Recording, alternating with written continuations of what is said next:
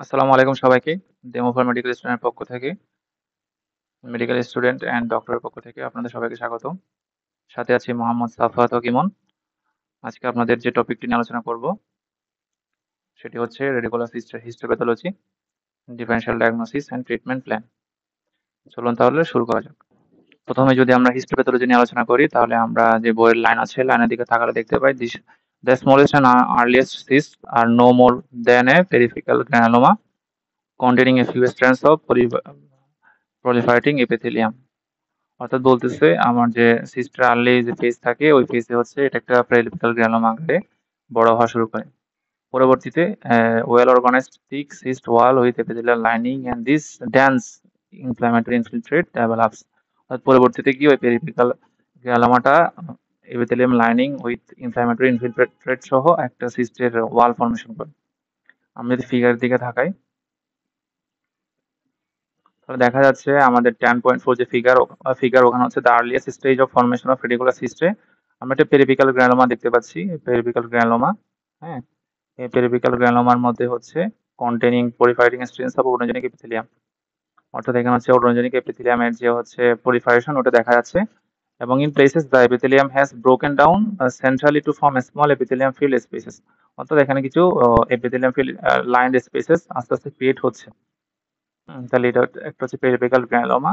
ওই গ্রানুলোমার মধ্যে হচ্ছে আমরা অটোজেনিক এপিথেলিয়ামে কিছু স্ট্রেনস দেখতে পাচ্ছি যেগুলো পলিফাইড হচ্ছে এবং পরবর্তীতে হচ্ছে এপিথেলিয়াম গুলো ব্রোকেন ডাউন হয়ে সেন্ট্রালি কিছু স্মল এপিথেলিয়াম লাইন স্পেস তৈরি করতেছে। এই ছোট ছোট যে এপিথেলিয়াম লাইন স্পেস দেখতে পাচ্ছি এগুলো তৈরি হচ্ছে।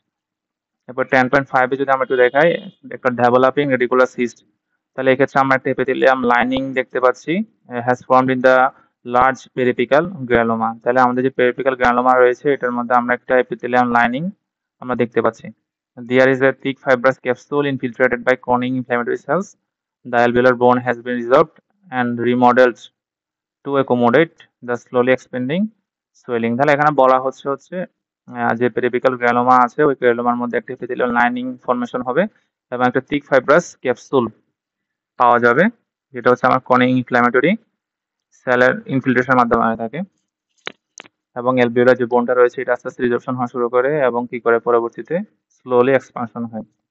তাহলে এই যে আমাদের একটা এপিথেলিয়াম কেভিটি আমরা দেখতে পাচ্ছি এবং এটার ভেতরে আমাদের পেরিফেরাল গ্রানুলোমাটা আছে বা গ্রানুলোমাটাস যে লেশনটা রয়েছে ওই লেশনের হচ্ছে কন্টেন্ট গুলো রয়েছে এবং ওখানে হচ্ছে ইনফ্ল্যামেটরি প্রসেস গুলো চলতে থাকে এবং একটা থিক ফাইব্রাস ক্যাপসুল দেখা যায়।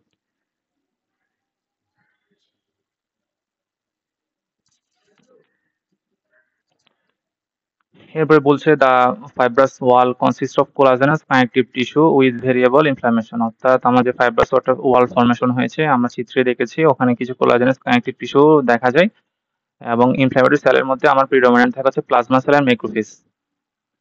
এবার আমরা যখন প্যাথোলজি নিয়ে আলোচনা করেছিলাম লাস্ট ক্লাসে ওখানে আমরা দেখেছিলাম হচ্ছে মোরাল নোডিউলস অফ কোলেস্টেরল প্লেক্স পাওয়া যায় এবং কোলেস্টেরল ক্রিস্টালস পাওয়া যায় যেটা আমার ওয়ালে থাকে এবং হচ্ছে আমার লুমেনে থাকে। আমরা একটু চিত্রের দিকে তাকাই 10.8,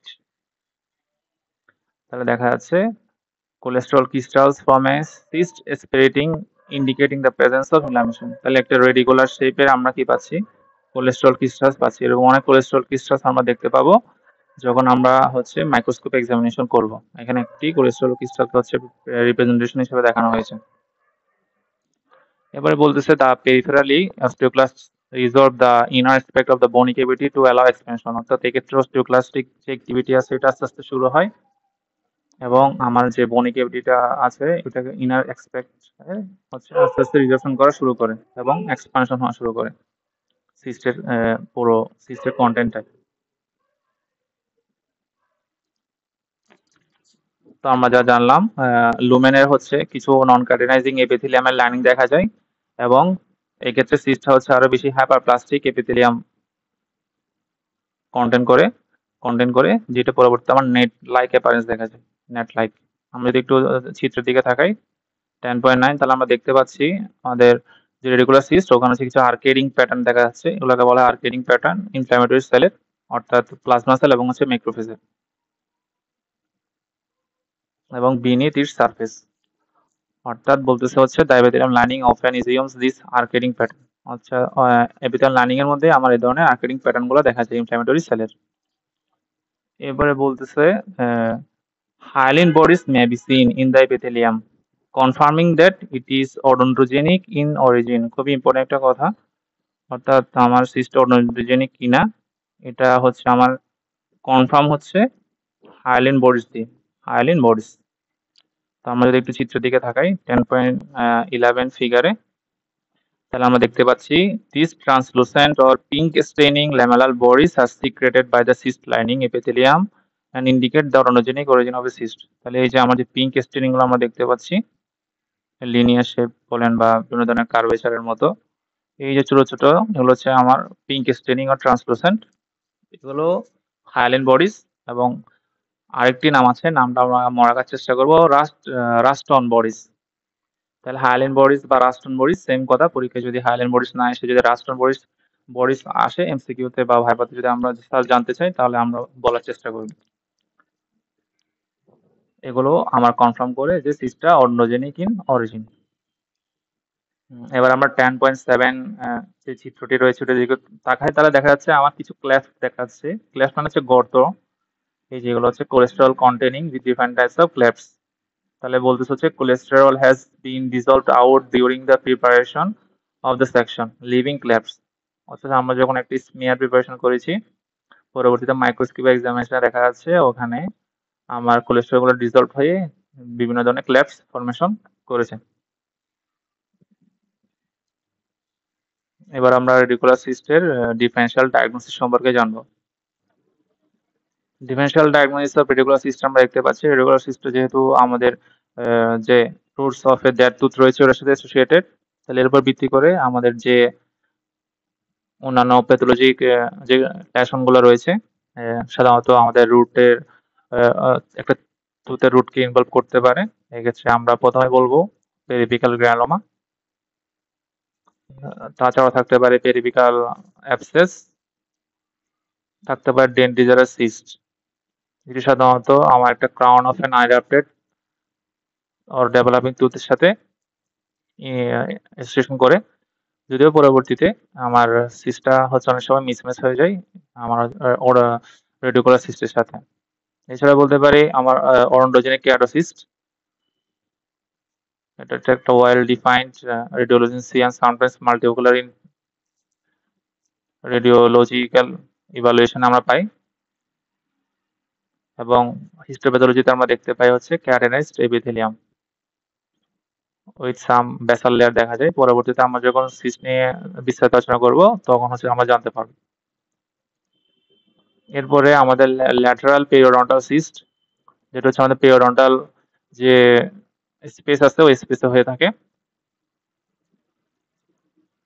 এরপরে আমরা দেখতে পাচ্ছি হচ্ছে নেজোপ্যালাটাইন ডাক সিস্ট অর ইনসিসিভ ক্যানাল সিস্ট, হচ্ছে আমাদের ইনসিসিভ ফোরামেন রয়েছে, ওই ইনসিসিভ ফোরামেনের যে এরিয়া ওই এরিয়াতে আমাদের হচ্ছে এই নেজোপ্যালাটাইন ডাক সিস্টটা হয়ে থাকে। ছাড়া আমরা বলতে পারি এমিলোব্লাস্টোমা, যেটি আমাদের মাল্টিওকুলার অর ইউনোকুলার রেডিকুলোসিস দেখায়। তাছাড়া আমরা বলতে পারি সেন্ট্রাল জায়ান্ট সেল গ্রানোমা।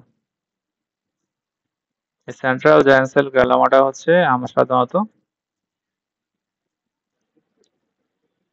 সাধারণত আমার লোয়ার জয়ে হওয়ার চান্স বেশি থাকে, এবং লোয়ার জয়ের যে canine to first molar region রয়েছে ওই রিজিয়নে আমরা সেন্ট্রাল জায়ান্ট সেল গ্যালোমাটা পেয়ে থাকি।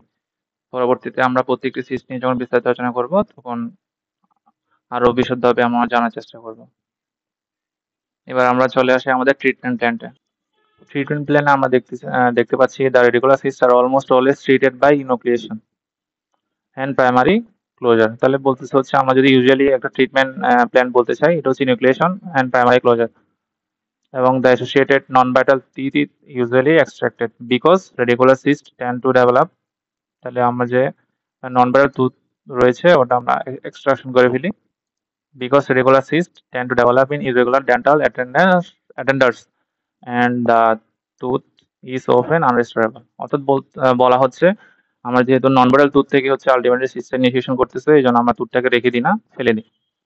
তবে অনেক সময় বলতেছে হচ্ছে আমরা এটাকে প্রিজার্ভ করতে পারি, হ্যাঁ, কিছু ট্রিটমেন্টের মাধ্যমে, যেমন অর্থো গ্রেট রুট ফিলিং এর মাধ্যমে, অথবা করতে পারি একটা এপিসেক্টমি, অথবা করতে পারি একটা রেট্রোগ্রেড ফিলিং।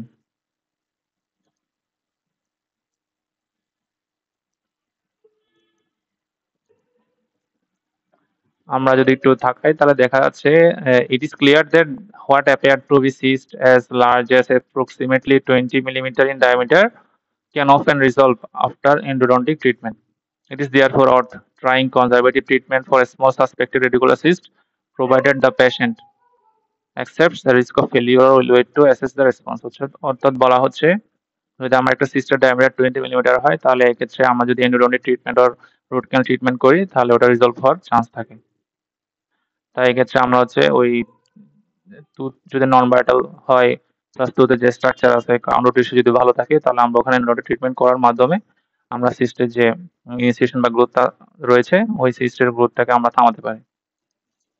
আমরা যদি আমাদের যে ট্রিটমেন্ট প্ল্যানের যে নামগুলো রয়েছে ওগুলো সম্পর্কে একটু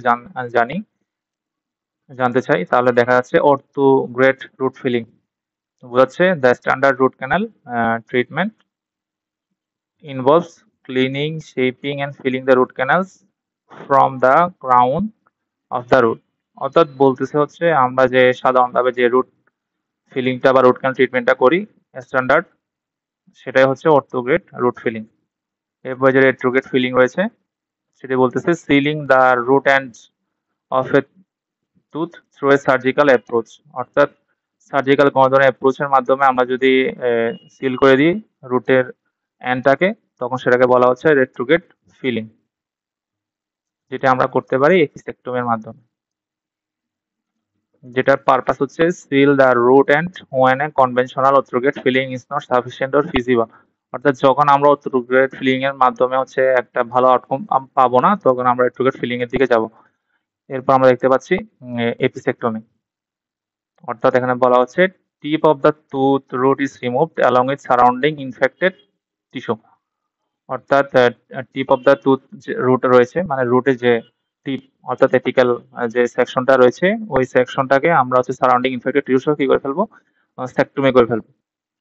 এটা কখন করতেছি যখন আমার retrograde filling is usually placed at the root after the infected tip is removed. অর্থাৎ বলা হচ্ছে এপিসেক্টমি করার পরে আমরা আলটিমেটলি রেট্রোগ্রেড ফিলিং এর দিকে যাই। যদি কোনো পারসিস্টেন্ট ইনফেকশন অর ইনফ্লামেশন থাকে যেটা হচ্ছে আমার রিজলভ হয় না কনভেনশনাল রুট ক্যানালের মাধ্যমে তখন আমরা কি করি এপিসেক্টমি করি। পরবর্তীতে এপিসেক্টমির পর আমরা হচ্ছে রেট্রোগ্রেড ফিলিং এর মাধ্যমে আমরা পুরো ট্রিটমেন্ট প্ল্যানটাকে হচ্ছে শেষ করার চেষ্টা করি। আজ এ পর্যন্তই। যদি আমাদের কোনো পরামর্শ থাকে তাহলে আমাদের যে টেলিগ্রাম চ্যানেল রয়েছে বিডিএস হেল্পলাইন ওখানে আপনারা জানাতে পারেন কমেন্ট সেকশনে গিয়ে এবং যদি কোনো ধরনের প্রশ্ন থাকে প্রশ্ন ওখানে জানাতে পারেন। পরবর্তী ক্লাসে দেখা হবে। আসসালামু আলাইকুম।